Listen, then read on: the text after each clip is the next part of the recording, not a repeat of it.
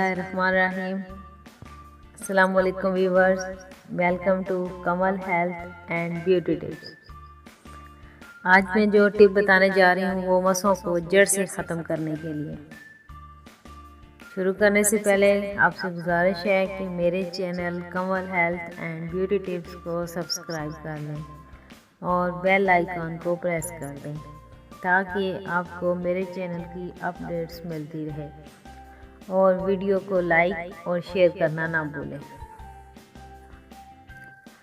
ताज़ा चूना लें जो मिलावट से पाक हो।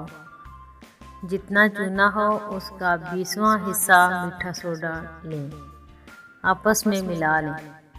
चंद कतरे पानी के डालकर मिक्स करें और हाथ, पाँव, गर्दन या चेहरे पर कहीं भी मसा हो उस पर माचिस की तीली से इस तरह लगाएं कि आसपास ना लगे। मसे को अच्छी तरह लेप कर दें।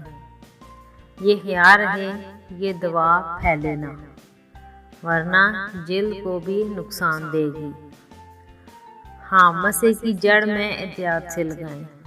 लगाने के फौरी बाद हल्की हल्की जलन शुरू हो जाएगी जिसे बर्दाश्त करना होगा। 2 घंटे बाद उस पर एक कतरा पानी लगा दें, फिर ऐसे ही छोड़ दें। 1-2 रोज़ में मसा ख़त्म हो जाएगा और इस जगह खरेंड बन जाएगा, जैसा कि जख्म पर खरेंड बनता है।